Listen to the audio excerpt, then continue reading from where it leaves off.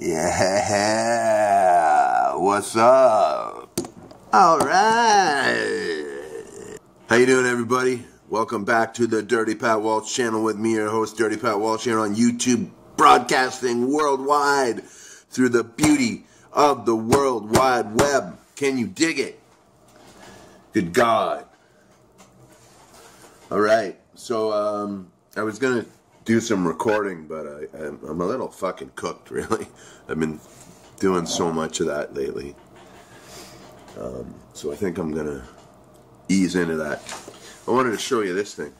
I've showed it before. I made a video on this, and it got nothing but downvotes. Nobody liked it, but I'm not very good at playing it. I've maybe made a couple videos about this, but I want to show this specifically for Edward Morton. This is the no.5 Polyphona, made by Hohner Harmonicas. This is fucking ancient. You can just tell by the case it comes in. And it's a beautiful instrument. It's a whole tone chromatic instrument. All the notes are up here on the plate, and the other side is just a beautiful engraving. And I do believe they make other they did make other numbers. I know there's a number 6 in existence, and there's probably other ones as well. But now this isn't really good for playing blues on at all. And it's got some weird things, like from here to here, all the middle section of the reeds where the reeds are split up, they have little holes in the wood, and I don't know why not all of them have that. But it's good for stuff like this.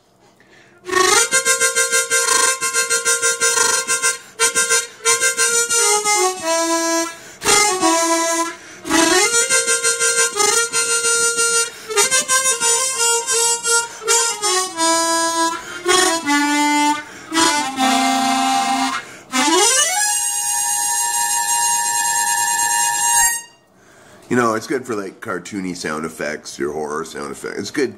This would be good for like if I was scoring something, you know, like scoring a theatrical piece or a small film or something.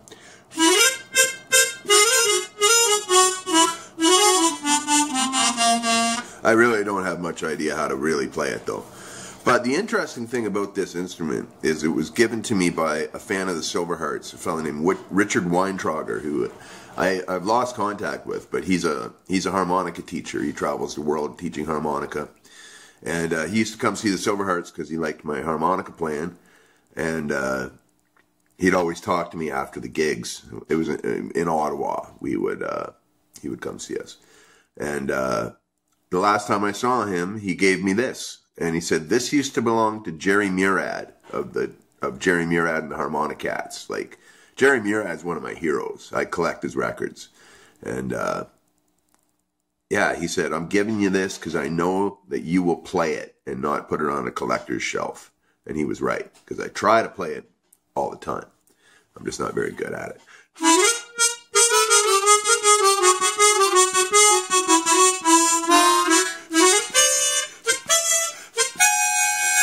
Yeah, it's not really, I don't know what it's good for other than doing shit like that. But anyhow, I just wanted to show that to Edward. Hope you're well, brother. Hold on. Had to get my little brass jug because I'm going to try to do a dip review here. And it's probably definitely one I've talked about before, but it's one of my favorites. And Hillary sent me some of this. I got it in the mail yesterday. It's Bobby Stokers Long Cut Mint. Now, when it comes to dip, like I'm not so fussy about cuts. You know, I actually kind of prefer fine cut dip, like Copenhagen Snuff, Skoal, fine cut wintergreen, stuff like that. My EDD when I have to buy dip in Canada is Copenhagen Snuff, and I love it. It's one of my favorites. But I've always loved mint dip. When in the 90s, excuse me, when Skoal came out with their classic mint, and I used to dip that regularly, like all the time. It was either that or the fine cut wintergreen or Coke Snuff. And Rooster. There was a brand called Rooster, and they're not in existence anymore. But I think the Rooster brand went over. Like I think they're owned by the same company as Copenhagen and Skål. And Copenhagen Mint and Copenhagen Wintergreen taste a lot like the Rooster Mint and Wintergreen taste like. So very similar product. But I digress. Bobby Stokers Mint. Now, the thing about Stokers, the remarkable thing about Stokers dip is the cut. It has a long, stringy cut. You know, it's very easy to manage in your lip. Like, I'm just pulling that out of the can. Like, I couldn't do that with any other dip, you know. I can pull out, like, fucking half the can here, you know what I mean? It's not half the can, but it's good part of it. It's super long cut. It's always really moist. I don't know. I think they process it differently. Like, Stokers does everything right. Every Stokers product I've ever had, I've tried all their dips except for fine cut wintergreen, which I'm sure I'd love, and the long cut natural, and I love their fine cut natural. So, and I've tried the moonshine chewing tobacco, and it's fucking awesome. Like, I don't know. I don't chew it all the time, but when I do, like, I've had a pound bag of it for fucking 6 months now, and it's still as fresh as the day I opened it. But anyhow, we're gonna pack a lip of this stuff. So it's like, you don't even need to pack the can with this.